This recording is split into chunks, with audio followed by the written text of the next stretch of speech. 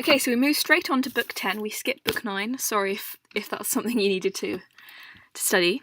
And the key themes for this book are war, death, burial, duty, heroism, and fathers and sons. So we're moving further into the Iliadic half of the Aeneid. It's a lot more war-focused. So just a little recap of what happened in between book 8 and book 10. The war has begun and Aeneas is on his way back from Arcadia. The Trojan ships had been turned into sea nymphs, so I'm not going to explain why, but just it's kind of significant just for this book, for a tiny little thing, that the Trojan ships are currently sea nymphs. Yeah, that's just a bit weird, but okay. So there is a council of the gods between Jupiter, Venus, and Juno. Jupiter says that he has forbidden Italy to fight the Trojans, and he says that the time will come for wars with Carthage, but that time is not now. So he is already foreshadowing the Punic Wars. He tells Venus and Juno to stop meddling and let fate resolve the issue. A treaty had been decided upon, accept it. But Venus complains about the Trojans being slaughtered and about Juno's interference. She says that if the Trojans have obeyed all of the commands from the gods, which she knows that they have, how can they stop fighting for their fate? And she asks to take Ascanius out of the war to safety, because he obviously will be Aeneas' legacy, and him and his sons, etc., will provide the future of the Roman Empire. So it's very important that Ascanius survives this. And Juno, in turn, is angry and says that Aeneas did not have to start a war in Italy. He was told that the fates gave him authority to come to Italy, but he was influenced by the ravings of Cassandra. So basically, Juno is saying that Cassandra, the Trojan prophetess, misinterpreted or has told him basically the wrong thing about fate, and that he shouldn't have started a war. She defends Turnus, saying that he was defending his territory and protecting his people, just as any hero would do. She asks why it is right for the Trojans to invade this land, plunder it, and take brides from their mothers, and she tries to justify her own involvement. So a bit of background information about Cassandra. If you watched my Aeschylus's Agamemnon summary, it's in there. But basically, Apollo fancied her and he gave her the power of prophecy. But then, just as they were about to sleep together, she refused, and so he cursed her so that nobody would believe her prophecies, because he couldn't withdraw the gift. So he just made it that she would always have this foresight, but whatever she told anyone, people would not believe. Which is kind of horrific, actually, if you think about it. Juno tells Venus that she already has lands, so why is she so concerned with the Italians? She has lands in Paphos, Idalium, and Cythera. She blames Venus for Paris taking Helen from Sparta, and says this was when Venus would have been concerned for her people. Now it is too late, and she should stop complaining and lying to Jupiter. The other gods murmur, taking sides, and then Jupiter speaks, and all go silent. So this council does not stop them from interfering, whatever he says, as you'll see in the upcoming books. So now Jupiter is on the side of the Rutulians because she is so anti the Trojans. So Jupiter says that he will treat Trojan and Rutulian alike. He uses a loom metaphor to say that each man will reap what he has sown. He will leave fate to resolve the war, and then he swears an oath and leaves. Although we know exactly what fate is going to resolve, because we know that Aeneas is destined to found this city. So it's kind of already foreshadowing the end of the destruction of the Rutulians, or at least their loss in war. But Jupiter has the power to manipulate, to basically control how fate comes about. The end result has to happen, but he can control how it occurs. So he's basically saying he's not going to do that, and he's just going to leave fate to decide everything. So back at the war, the Trojans are being besieged by the Rutulians. Virgil lists a number of prominent Trojan warriors and describes them trying to defend their camp. So, for example, using catapults. Aeneas is returning home with Tarchon and his men sailing in the leading ship. Sorry, Aeneas is returning home with Tarchon and his men sailing in the leading ship. So Aeneas in Book 9 had gone to the Etruscans in a similar way that he had gone to the Arcadians. He told Tarchon that Mezentius was gaining army support and described Turnus' aggression. So they basically, Tarchon and the Etruscans decided to help and join this alliance. Virgil addresses the Muses to ask them to tell who sailed in the ships of Aeneas' allies, for example, Abus, Mysicus, and Aeschylus. Aeneas meets one of the ship nymphs, called Simodocea, is how I'm going to say that, who warns Aeneas that the Trojan camp is being attacked by the Rutulians and that Ascanius is trapped. Aeneas and the ships continue sailing, and as they approach the shore, the Trojans begin shouting and throwing their spears to signal. On Aeneas' head is a tongue of fire, like a comet. So this is a graphic metaphor and simile, and it's kind of a throwback to books 2 and 8, where we see... So in book 2, we saw Ascanius had a tongue of fire on his head as a omen, and then on the shield in book 8, the depiction of Augustus in the Battle of Actium also shows Augustus with this fire. So it's clearly not only linking the lineage of Augustus back to Aeneas, but also it's kind of showing clearly the people who we are supposed to support have fire on their heads as an omen. Turnus encourages his men, telling them to think of their wives and homes. He plans to send a group of men to go and meet the fleet, whilst also leaving others to maintain the attack on the Trojan camp. They land, and Tarchon rams his ship up on the bank, breaking the bottom of the ship. He says that he doesn't care what happens to his ship as long as they take this land. So this shows he is very heroic, but also the pietas, he's sacrificing his own things for the greater good of taking the land. Turnus meets the Trojans with a force. Fighting takes place, but the battle is fairly even.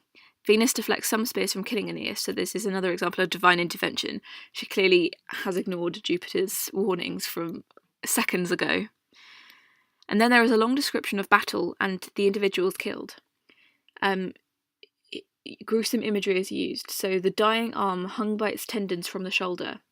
And this has led scholars to question whether Virgil hates war, because throughout the Aeneid he is incredibly graphic in his depiction of the horrors of war, and he doesn't, although it is heroic in a sense, he portrays it more as a pitiable thing and something to be avoided at all costs, rather than in the Iliad where it's much more glorious. However, this also could just be for dramatic effect. That's a debate to be had. Pallas encourages the Arcadians not to run away, but to fight the Rutulians. So this is a sign of a good young officer. Virgil is trying to show us that Pallas is this great fledgling leader, maybe potential hero, which is significant in a second. So Pallas appears on the battlefield and shows his warrior skill. So this draws parallels between him and Aeneas, and Pallas is also compared to a shepherd starting a fire. He kills a Rutulian called Halasus. However, he prays before he throws the spear, which shows the importance of religion and the gods even in warfare. Lausus, the son of Mezentius, is encouraging his men not to be dismayed by Pallas. Virgil also draws parallels between Pallas and Lausus because they're both young and they're both great warriors, and he depicts them fighting right next to each other. So this is also going to be significant in the deaths. I'm trying not to give it away too much, but the characters of both Pallas and Lausus are quite important. So Turnus tells his men to clear the ground because he wants to kill Pallas. Pallas says that he will win glory, either from killing the mighty Turnus or from dying a glorious death. This is a very Homeric outlook of heroism. So clearly Virgil is kind of depicting a conflict between the old heroic Homeric heroism and the new Roman heroism. Pallas calls to Hercules to give him support, and Hercules, with the gods, cries because he knows the outcome.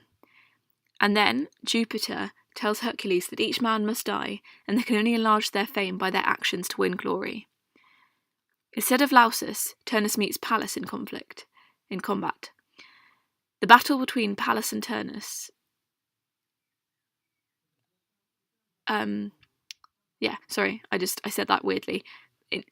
I'm going to just say it again. Instead of Lausus, Turnus meets Pallas in combat. The battle between Pallas and Turnus is very one-sided, which is understandable because Pallas is a young boy learning warfare, while Turnus is a seasoned warrior. So there's really inevitable what's about to happen. Pallas throws a spear and it pierces his shield, grazing his skin. Turnus throws his spear, which pierces Pallas's breast, and Pallas takes the blade out and falls. Then Turnus kills him, which is a moment of great pathos for the reader or audience, or however you're experiencing this epic. Turnus bestrides the body and puts one of his boots onto it. He says that he is sending Evander back the Pallas he deserves, and then he takes Pallas's baldric. So this is very significant. Turnus's treatment of Pallas's body is typical of a Homeric hero. However, the reader is revolted by it. In Book 6, Anchises had told Aeneas to pardon the defeated and war down the proud, and this is what we expect of the new Roman hero. It's less vindictive and much more merciful after victory. And the way Turnus treats Pallas spurs Aeneas's furor in a second. Also, this baldric is very significant in Book 12, and so Virgil emphasising this is foreshadowing. Aeneas feels a sense of failure of not being able to protect Pallas, who had been entrusted to him by Evander. Again, this is quite paternalistic, as we see the importance of fathers and sons, and how Aeneas' first thought goes straight to Evander, who is Pallas' father. He flies into a rage, furor, which is throwback to Book 2, in which he also had a rage in Troy, and he kills many Rutulians. The Trojans were currently in retreat, and so he is helping them out too. Magus, a Rutulian, begs to be spared, supplicating Aeneas and mentioning his family. Aeneas says that Turnus changed the rules of war through his treatment of Pallas, and so supplication will no longer achieve anything. He then stabs him through the throat, and then men take the spoils. Aeneas, who is compared to Aegeon, a monster with 100 arms and hands, fire flaming for 50 breasts and mouths, which again this description emphasizes his furor, and portrays him, the anger and the warfare skill as well, because he's got 100 arms and heads and hands. Even that's clearly skilled in battle, or would lead to skill in battle anyway.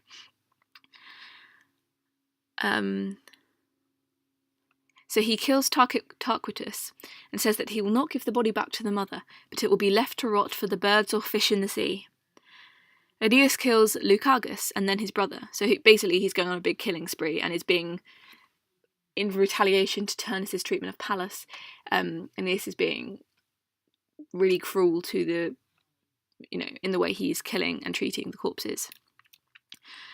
Jupiter goes to Juno and says that it is Venus who is maintaining the Trojan strength.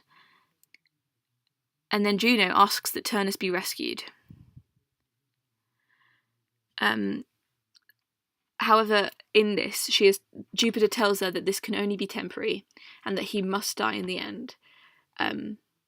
He actually uses the word delay to show that she is only delaying this fate. They cannot change fate. The gods are not above destiny, as it were. So the foreshadowing of Turnus's death, as we now know is going to happen, lasts for a long time, creating a lot of tension. Juno creates a phantom Aeneas, it's like a ghost. Turnus taunts it, thinking it is the real Aeneas, and then pursues it onto a ship, which is then cast adrift up the river until it comes to Turnus's homeland. Eventually, the phantom disperses, and Turnus realises it's a trick. He is distraught at the disgrace of fleeing battle and considers suicide. 3 times he tries to fall on his sword or swim back to the battle, but Juno stops him each time. His homeland is called Ardea, which is just a nice little thing to add in there. Then there is more fighting, and Mezentius is killing many of the Trojans and their allies. When attacked by the Etruscans, Mezentius is compared to a rock unmoved by a storm. It's a simile. And this is a throwback to Book 4, when Aeneas is compared to an oak tree buffeted buffeted by wind when Anna tries to convince him to stay. So basically it's showing that parallels between Mezentius and Aeneas, they're both strong in the face of threats and conflict. Mars is described as giving grief and death to both sides impartially, and so the war is back to being equal. Aeneas encounters Mezentius, and Mezentius throws his spear, but it bounces off Aeneas' shield and kills an Arcadian. Then Aeneas throws his shield, and it lands in Mezentius' groin. Lausus sees this and is distraught, and Virgil now addresses Lausus, which is unusual. So it suggests that Virgil actually favours this character quite a lot because he actually talks directly to him. So he tells Lausus that he promises to tell his story, saying that he will never be forgotten.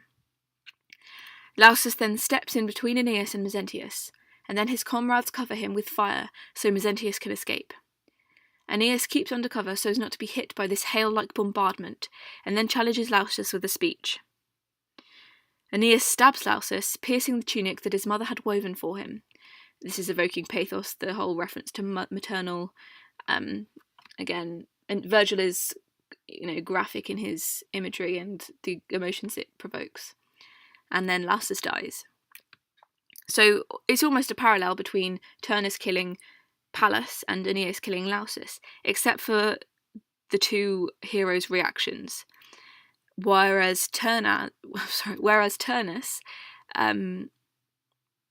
was cruel and put his boot on the corpse, Aeneas sees the pale face of the body and groans. Feelings of remorse and extreme pity engulf him, and he takes Lausus in his arms and hands the body to the Rutulians for burial. Yes, this is a stark contrast between Turnus' treatment of Pallas, and this shows that Aeneas is a new type of hero who is remorseful and does not enjoy killing. Meanwhile, Mezentius is tending to his wounds away from the battle, and is sending advice to his son. He then hears weeping in the distance and learns the truth, that Lausus is dead. He is distraught and rubs dust in his hair, which is a typical grief, way to show grief, as we've seen throughout the Iliad and Aeneid. He orders for his horse to be brought and addresses it in sadness. He then mounts it, rides into battle, and Aeneas challenges him to fight. Mezentius offers Aeneas a gift, circling him 3 times and throwing spears at him, only to hit his shield. Aeneas throws a spear at the horse, who bucks, and then falls on top of Mezentius. Aeneas then jeers at Mezentius and stabs him. And so it's interesting that this death evokes pathos, even though Mezentius has been characterised as a tyrant throughout. But it's the fact that he dies such an honourable and noble death that makes the audience actually pity him a little bit in the end. So this is the wall down the proud aspect of the new hero. And finally, book 12, our little concluding book. Again, we've skipped out book 11, but this is really where all the excitement happens. So here the key themes, very similar to book 10, are death, fate, revenge, divine intervention, family, duty, and grief. Turnus is enraged and calls Aeneas and his men cowards. Latinus tells him that he has great wealth and courage, but he needs to calm down. Latinus would accept the Trojans as allies if Turnus died, so why not make peace while he still lives? Turnus says, "Allow me to barter my life for glory," and this is again more of the ideal of a Homeric hero. Marta begs him not to continue fighting because if he dies, she will also die, because she will not allow herself to be taken captive and watch her daughter marry Aeneas. And then Lavinia cries. This is literally the only time we ever see Lavinia. So clearly she's not actually that important, even though, hypothetically, this is what Turnus is fighting Aeneas for. This demonstrates sort of the lack of, the unimportance of women in the society. What is much more important is fathers and sons, the male legacy, achieving land, destiny, all that. The woman just, the marriage is kind of secondary to that in order to produce the sons. There's nothing about love for Aeneas fighting for Lavinia. It's purely to fulfill his fate. So that's a lovely little thing. I've just summarised that there in that little comment. Okay. Turnus decides that the whole war should be settled in a battle between him and Aeneas, which is quite self-sacrificing actually, in a more Roman heroic way than Homeric. Turnus prays for aid from the gods, angry, then comes into the battle, with sparks flying from his face and his eyes flashing fire. Aeneas also agrees to this duel. So there are parallels between Turnus and Aeneas through similar imagery, and Aeneas entered with his divine armour blazing and his shield like a star, which is similar to the sparks flying from his face and his eyes flashing fire. The armies approach one another, while the mothers and old men watch from the roofs and gates. Juno tells Juturna that she can do no more to help Turnus or thwart the Trojans, but says that if Juturna herself can do anything to help, then Juno will support her. So this is Turnus' sister, a goddess/nymph, who clearly doesn't want Turnus to die. Aeneas prepares for the single combat. He swears an oath of good faith, saying that if he loses, then he will retreat to the city of Evander. However, if he does win, he will establish a treaty rather than rule over the Latins. So actually, he's being quite conciliatory here. Latinus swears an oath on behalf of the Latins. So yeah, he's being a Roman hero, it's a new age, and the oath is confirmed with a sacrifice. The Rutulians aren't happy with the idea that Turnus will be fighting in single combat, and are anxious to resume broader battle with the Trojans where they think they're more likely to win. They see Turnus looking downcast as he worships at the altar, and this does nothing to encourage them. Juturna comes into the battle lines and sows the seeds of rumour, saying that it is a disgrace to let Turnus die for all of the men, for all of them, and that they should fight. Juturna sends an omen where an eagle is seen to be attacked by a group of birds. The eagle is holding a swan in its beak, and the attack causes it to release the swan. The Rutulians' prophet, Tolumnius, interprets this omen as meaning that the Rutulian army should resume fighting the Trojans. And so the Rutulians attack the Trojans, and there is a long list of vicious and merciless death. But Aeneas is anxious to preserve the truce, trying to persuade his men to resist fighting. However, he is wounded by a Rutulian arrow. Aeneas leaves the field to heal, and Turnus searches for him, killing many on his way. The doctor, Iapix, is unable to remove the arrowhead, and so Venus enables it to be removed and applies a potion which removes it and heals the wound. Iapix realises that this is a god. And so Aeneas is described with animalistic imagery, growling savagely to show his strength and bravery, whilst there's still an arrowhead stuck in him. And the potion is called Dittany, and it's from Mount Ida. Aeneas embraces Ascanius and reminds him of his kinsman and his future glory. This is kind of the same thing that Anchises did in Elysium in Book 6, and so it's kind of father-son encouragement, another emphasis of the importance of paternal relationships. The fighting resumes between the two armies. Aeneas's is described with an epic simile of a cloud blocking out the sun, and this is similar to the Roman tortoise formation, which would have been familiar to an Augustan audience. Tolumnius dies, and then the Rutulians turn and run away in fear. Juturna disguises herself as Turnus' charioteer and tries to keep Turnus away from Aeneas. His name is Metiscus. Because Aeneas is unable to find Turnus, he is filled with furor again, calls upon Jupiter, and then goes on a rampage. Virgil interrupts with a poetic intervention, asking what god can help him tell of such suffering, and asking why Jupiter would allow such war. Immediately following this, there is a graphic description of gruesome death. So here again, there's the suggestion that Virgil is opposed to warfare, and that he wants to present the realistic horrors of war rather than to romanticise it as glorious. So there is a long list of dead, both at the hands of Aeneas and Turnus. And then Venus puts the idea to attack the citadel in the city of Latium into Aeneas' head. This is where many Latin civilians are holed up. So the Latins panic, wondering whether to let the Trojans into the city and fight in the streets, or whether to try to defend the walls. When a martyr sees the Trojans attacking, she is filled with despair, and thinks Turnus must be dead, as she can't see him. She blames herself for this predicament, and for the fact that the fall of the city is imminent, and so she hangs herself. Back to defending. There is a bucolic simile of a shepherd tracking bees, which is typical of the pastoral style of Virgil. And then the hanging herself is a throwback to Dido committing suicide in Book 4. The city grieves, and Turnus hears this, wondering why there is such sadness. Juturna encourages him to continue fighting, and Turnus says that he recognised her as his sister a while ago, but he must defend the city rather than keep fighting here, because there is no point if the city is destroyed. He says that he is not afraid to die.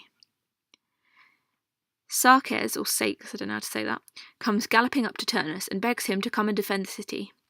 Turnus tells his sister that the time for fate has come, and he must meet Aeneas in battle. This is, again, very Homeric, accepting the heroic sacrifice. Turnus comes to the city and tells the Rutulians and Latins to stop fighting. He will be the only one to fight Aeneas.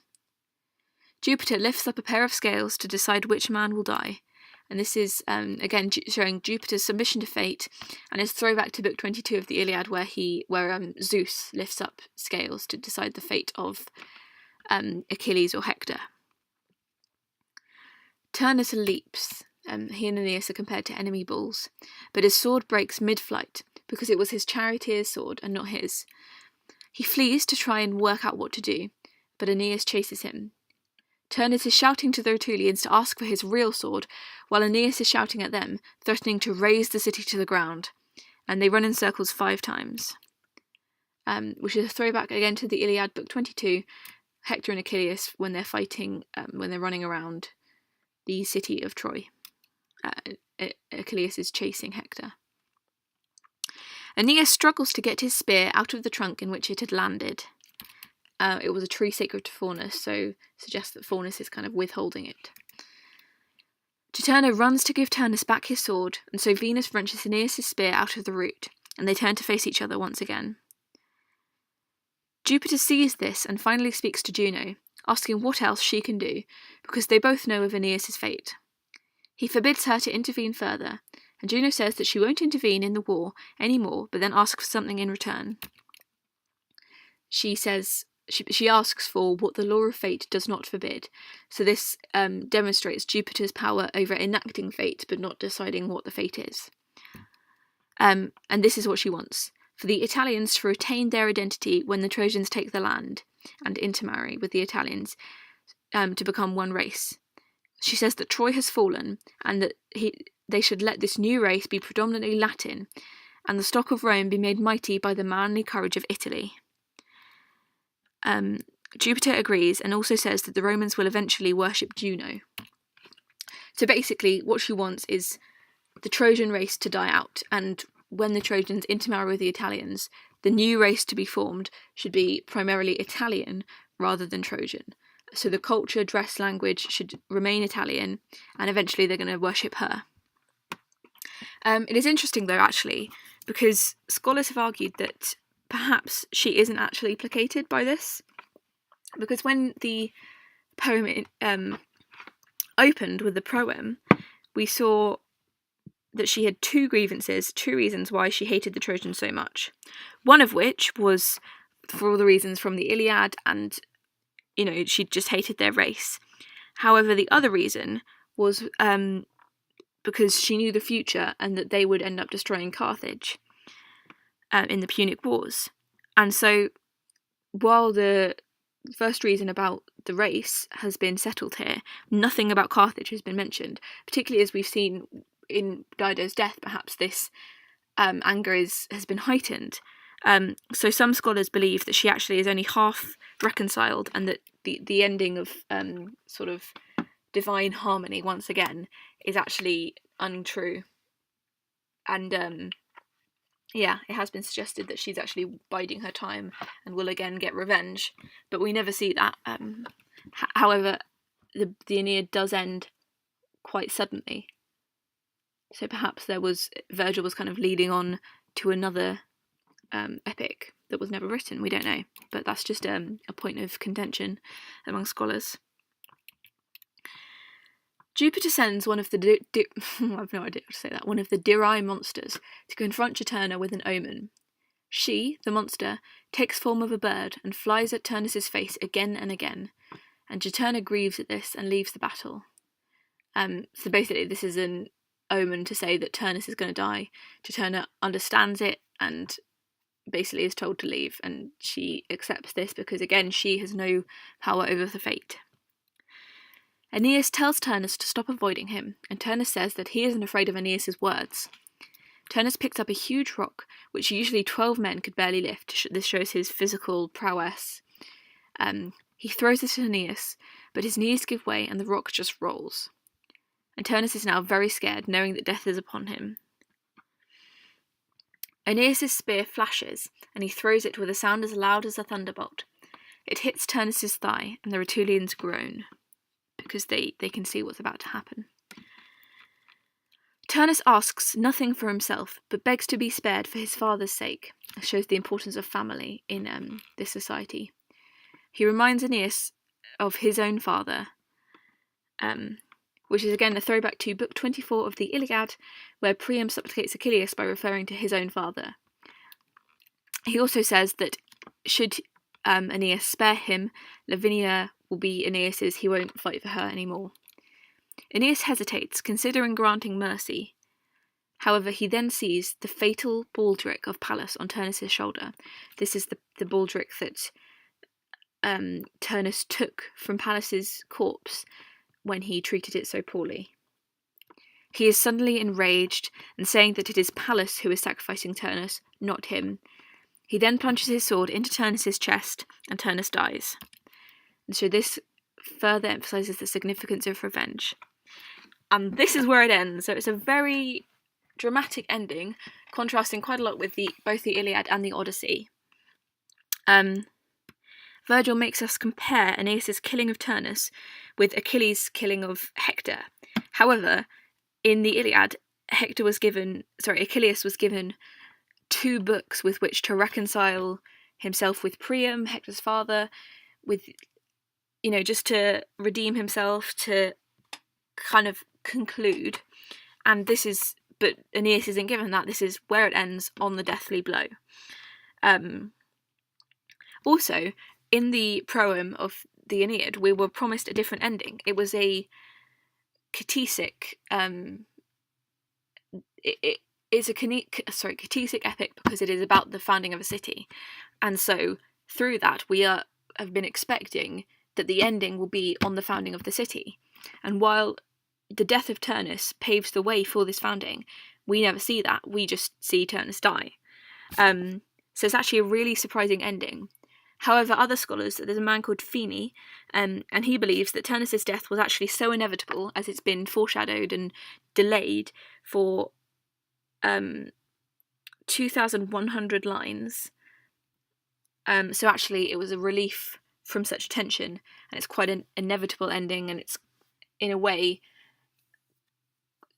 satisfying just from the fact that we finally reach a resolution of this conflict between Aeneas and Turnus.